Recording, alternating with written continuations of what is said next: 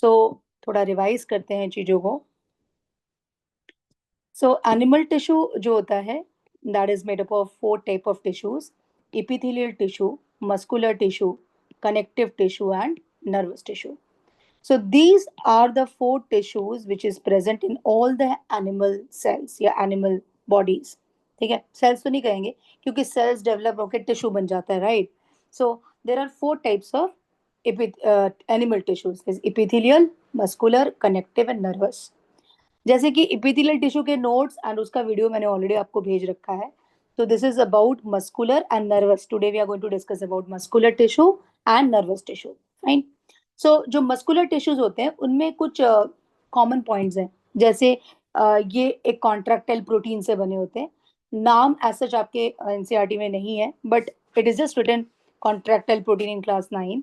But जब आप higher studies करते हो, when you go to class 11th with biology, then you read about actin and myosin. इनकी एक प्रॉपर्टी होती है कि ये कॉन्ट्रैक्शन एंड रिलैक्सेशन कर सकते हैं और इन्हीं के कारण हम मूवमेंट कर पाते हैं. सो मस्कुलर टिश्यू 3 टाइप्स के होते हैं. There are 3 types of muscular tissue: striated muscles, smooth muscles and cardiac muscles.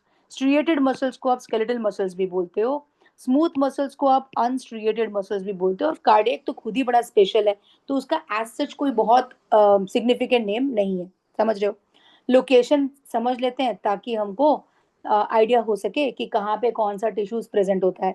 जैसे स्ट्रिएटेड, स्ट्रिएटेड किधर होता है? स्ट्रिएटेड स्केलेटल मसल्स हैं, तो मतलब ये हमेशा बोन से अटैच्ड मिलेंगे आपको. जैसे हमारे लिम्स हो गए ना, लेग्स, आर्म्स, हमारे टंग हो गए, तो ये सब जगह पे हमारे स्केलेटल मसल्स मिलते हैं हमको. हाँ, स्ट्रिएटेड मसल्स.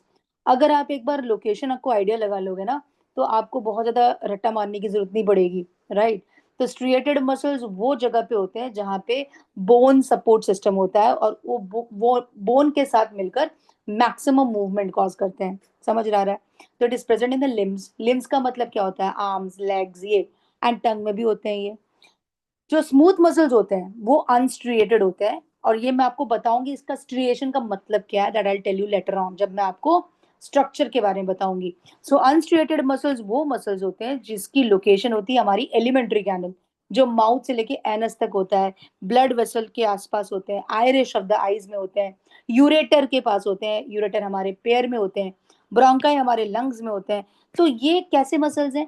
ये ऐसे मसल्स हैं जो पैकिंग करके रखते हैं, और इनकी एक्टिविटी आपके कंट्रोल से बाहर है. You can not control it according to your will.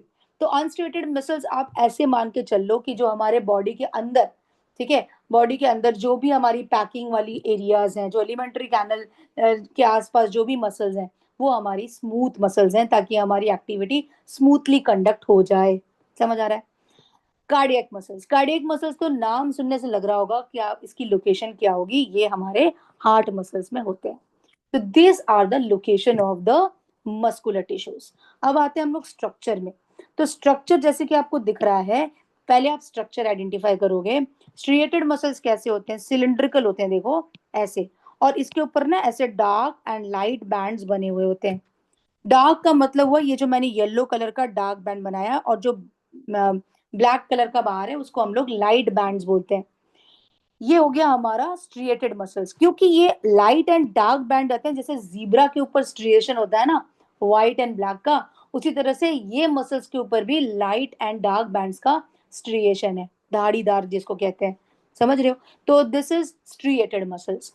ये जो होते हैं ये स्पिंडल शेप के होते हैं, ये ऊपर और नीचे टैपर्ड होता है इनका. तो इनको हम लोग कहते हैं this are the smooth muscles. ठीक है? ये कार्डियक मसल्स हैं जो सिलिंड्रिकल तो है लेकिन ब्रांच्ड है. ठीक है? तो इसके स्ट्रक्चर को हम लोग थोड़ा डिटेल पढ़ते हैं कि जो स्केलेटल मसल्स होते हैं उनके फीचर्स क्या होते हैं. एक तो वो सिलिंड्रिकल होते हैं, देखो दिस सिलिंड्रिकल. इनके ऊपर ऐसे धाड़ी होती है डार्क एंड लाइट बैंड्स की. ये मल्टी न्यूक्लिएटेड है, कितने सारे न्यूक्लियस हैं इसके आसपास. और ये अनब्रांच्ड है, इसकी कोई ब्रांचिंग नहीं हो रखी है. ये सीधे एक लंबे से बंडल में पड़े रहते हैं, राइट? अब आते हैं हम लोग स्मूथ मसल्स में. तो स्मूथ मसल्स हमारे स्पिंडल शेप के होते हैं, देखो ये स्पिंडल शेप. ये इनके पास एक ही न्यूक्लियस होता है. अगर ऐसा है ना एक से, तो ये ऐसा है एक, यूनिन्यूक्लिएटेड. और ये अनब्रांच्ड होती है, आपको ब्रांचिंग कहीं से दिख नहीं रहा, तो ये अनब्रांच्ड होते हैं.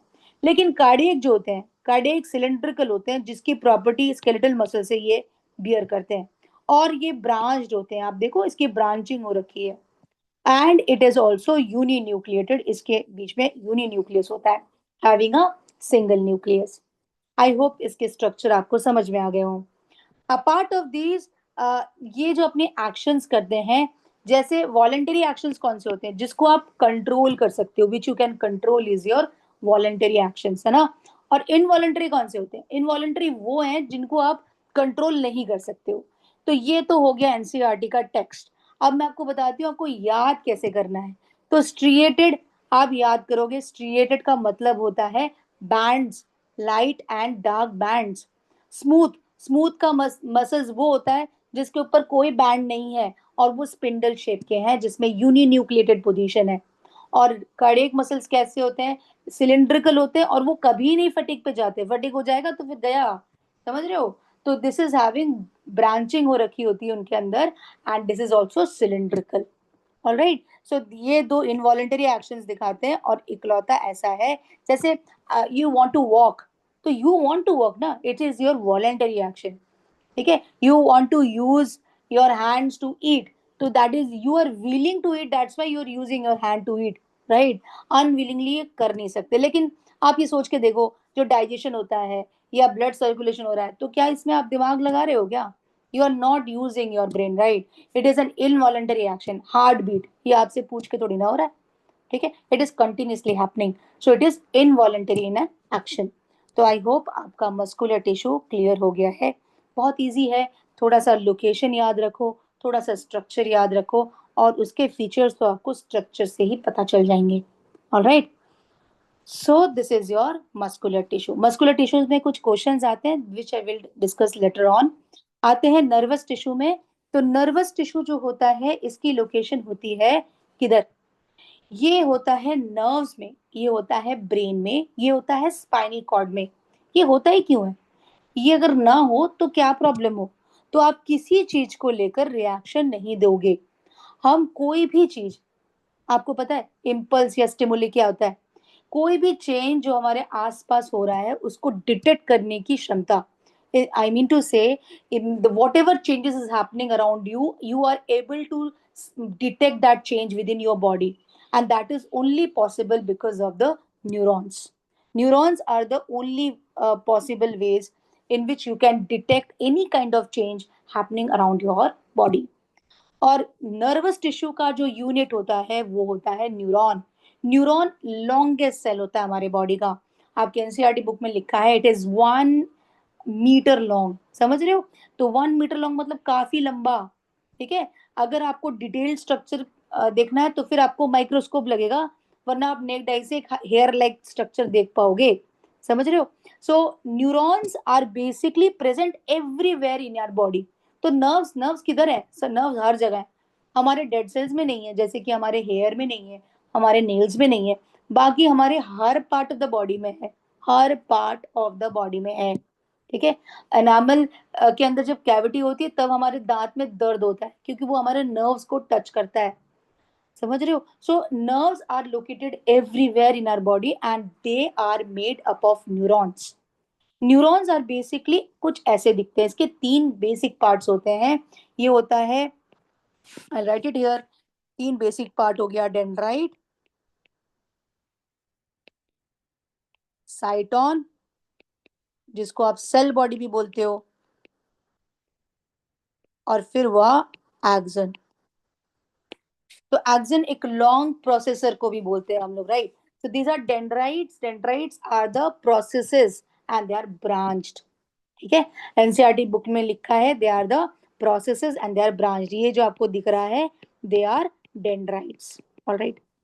अब आते हैं हम लोग ये स्ट्रक्चर पे, इसको हम लोग सेल बॉडी कहते हैं, साइटोन, सोमा। सोमा का मतलब होता है बॉडी, सेल बॉडी। तो ये हो गया हमारा जो न्यूक्लियस कंटेन करता है उसको हम लोग कहते हैं साइटोन। ये लंबा सा सिंगल प्रोसेसर जो दिख रहा है आपको वो हो गया हमारा एक्सन, जो सिंगल लॉन्ग प्रोसेस होता है। और ये हो गया हमारा एक्सोनल टर्मिनल, जिसको आप नर्व एंडिंग भी बोल सकते हो। साइनेप्टिक या एक्सोनल टर्मिनल आप 10th में पढ़ते हो डिटेल में, समझ रहे हो। तो ये बेसिक एक स्ट्रक्चर है। अब जो इम्पल्स है वो कैसे कंडक्शन हो रहा है, how the impulse is conducted. देखो पूरी तरह ना ये पूरी सर्किट हमारे बॉडी में बनी होती है। कैसे? डेंड्राइट, साइटोन, एक्सॉन, फिर नर्व एंडिंग, फिर दूसरा dendrite, cyton, axon, nerve ending. मतलब इम्पल्स ऐसे फ्लो करता है, इट फ्लोज लाइक दिस। और ये कब तक फ्लो करेगा? जब तक ये इंफॉर्मेशन को ब्रेन में या स्पाइनल कॉर्ड में नहीं पहुंचाता, तब तक ये इंफॉर्मेशन एक न्यूरॉन से दूसरे न्यूरॉन, एक न्यूरॉन से दूसरे न्यूरॉन तक पहुंचता रहेगा, जैसे एक रिले रेस हो। You getting what I'm saying, right? So it is a continuous process of information which is transferred from dendrite, cyton, axon and फिर nerve ending, फिर दूसरे न्यूरॉन का dendrite, cyton, axon, nerve ending, फिर तीसरे neuron का dendrite, साइटोन, किसी भी तरीके से ये उल्टा ट्रांसफर नहीं होगा। It is always from dendrite, cyton, axon, nerve ending and it goes like that. और ये कब तक गोज लाइक दैट होगा, कब तक पहुंचेगा? जब तक आप इस इंफॉर्मेशन को ब्रेन या स्पाइनल कॉर्ड में नहीं डिलीवर करते। जैसे मान लो कि एक बहुत गर्म पतीला आपने छू लिया है, तो आपने तुरंत हाथ हटाया, तो इसके बारे में हम लोग डिटेल पढ़ते हैं 10th में, रिफ्लेक्स एक्शन कहते हैं इसको, which will gradually study in class 10th। समझ रहे हो? So basically what I want to tell you कि जो न्यूरॉन्स होते हैं वो बहुत इंपॉर्टेंट है। ये पूरी तरह से हमारी बॉडी को कारपेट करके रखे हैं। कहीं से भी कुछ भी चीज आपको प्रिक हो जाए, या कहीं से कोई काट ले, चींटी भी काट ले रही है, या मॉस्किटो बाइट हो रहा है, you are able to sense how, because of this neuron. ठीक है? Because it carries nerve impulse. Now what is a nerve impulse?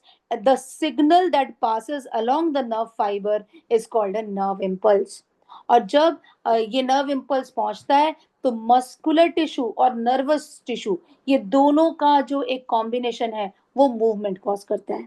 समझ आ रहा है? सो मस्कुलर टिश्यू और nervous tissue are best friends, you know. जब तक कोई इंफॉर्मेशन नर्वस टिश्यू पहुंचाएगा नहीं, तब तक मसल्स को समझ नहीं आता कि करना क्या है। समझ रहे हो? So muscles and nervous tissue coordinate and does movement. So this is all about your neuron. I hope this class is effective for you. अगर आपको समझ नहीं आया हो तो दोबारा सुनो। Till then you revise and revise.